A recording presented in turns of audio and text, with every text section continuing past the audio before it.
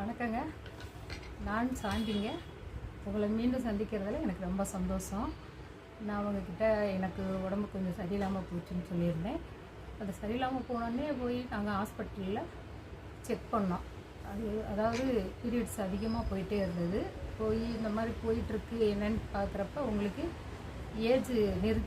Age ஆகுது, அதனால் நிற்க போகிறதுக்காக இந்த மாதிரி ஆகிட்டுருக்கு, அதனால் நீங்கள் ஒன்றும் பயப்பட வேண்டாம், டேப்லெட் சாப்பிடுங்கன்ட்டு டேப்லெட் கொடுத்துட்டாங்க. அது நான் ஒரு 6 மாதம் அந்த டேப்லெட் சாப்பிட்டுட்டு இருந்தேன். அதுக்கப்புறம் திருப்பி அதே மாதிரி போயிட்டு இருந்தது. திருப்பி வந்து சரி ஸ்கேன் பண்ணி பார்ப்போம் அப்படின்னு பார்க்குறப்ப வந்துட்டு கர்ப்பப்பையில் வந்து சின்ன சின்ன கட்டி இருக்குது, நீர் கட்டி இருக்குது, அது ஒன்றும் பண்ணாது, அதனால் அப்படியே விட்டுருங்க அப்படின்னு சொல்லிட்டாங்க. அதனால் நாங்களும் அப்படியே விட்டுட்டு என்னோடய வேலையை கண்டினியூ பண்ணிகிட்டு இருந்தேன். திடீர்னு அந்த கோவிட் டைமில் வந்துட்டு பார்த்திங்கன்னா எனக்கு ஒரு ஆம்கோலில் ஒரு சின்னதாக ஒரு கட்டி வந்தது. கட்டி வந்த பின்னாடி திருப்பி அந்த கோவிட் டயத்துலேயே வந்து ஜிஹெச் போய் செக் பண்ணோம். ஜிஹெச் செக் பண்ணுறப்ப இல்லை இந்த டைம்லலாம் நீங்கள் இங்கே வரக்கூடாது, நீங்கள் கொஞ்சம் டைம் எடுத்துக்கோங்க, அதுக்கப்புறமா வந்து பார்த்துக்கலான்னு சொல்லிட்டாங்க. நாங்கள் திரும்பியும் வந்துட்டோம். அப்புறம் அந்த கோவிட் முடிஞ்சதுக்கப்புறம் வந்துட்டு திருப்பி மறுபடியும் ஹாஸ்பிட்டல் போயிட்டு பயாப்சி எடுத்து டெஸ்ட்டுக்கு அனுப்பிச்சிருந்தாங்க. அதை அனுப்பிச்சிட்டு அதுக்கு முன்னாடியே என்ன சொல்லிட்டாங்கன்னா, உங்களுக்கு இது டிபி மாதிரி இருக்குது, நீங்கள் வந்து இதை வந்து டிபி மாத்திரை சாப்பிடுங்க அப்படின்னு சொல்லிட்டு எனக்கு வந்து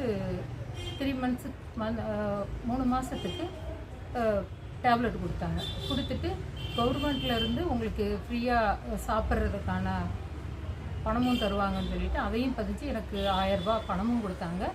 அது டிபி இருக்குன்னு சொல்லிவிட்டு எனக்கு டிபி மாத்திரையும் கொடுத்துருந்தாங்க. நான் ஒரு 1 மந்த்து டிபி மாத்திரை சாப்பிட்டுட்டு இருந்தேன். திடீர்னு வந்து பார்த்திங்கன்னா எனக்கு ஒரு வந்து என்னோடய ஹஸ்பண்டுக்கு திடீர்னு உடம்பு சரியில்லாமல் இருந்தது. ஹாஸ்பிட்டலில் சேர்த்துருக்காங்கன்னு ஃபோன் வந்தது. அப்புறம் ஹாஸ்பிட்டல் போயிட்டு ஒரு 6 நாள் அவங்க கூட இருந்து திடீர்னு இறந்துட்டாங்க. அங்கேயும் கை கால் வராமல் இருந்தாங்க. ஸ்ட்ரோக் மாதிரி வந்ததுனால இறந்துட்டாங்க. அதுக்கப்புறம் அந்த அன்னைக்கு திருப்பி ஒரு டெஸ்ட் எடுங்கன்னு சொல்லிட்டு எனக்கு கொடுத்துருந்தாங்க. என்னோடய ஹஸ்பண்டு அங்கே ஹாஸ்பிட்டலில் இருக்கும்போது எனக்கும் ஒரு ஸ்கேன் எடுத்து பார்த்தோம். ஸ்கேன் எடுத்து அப்போ எனக்கு ரிசல்ட் சொல்லலை. அது ஸ்கேன் எடுத்துட்டு மறுபடியும் அந்த நீர் எடுத்து டெஸ்ட்டுக்கு அனுப்பிச்சிருந்தாங்க. அப்புறம் எனக்கு அப்போயெல்லாம் ஒன்றுமே சொல்லலை. திருப்பி வந்துட்டு 1 மந்த்து கழித்து ரிசல்ட் வரும், நான் உங்ககிட்ட சொல்கிறேன்னு சொல்லியிருந்தாங்க.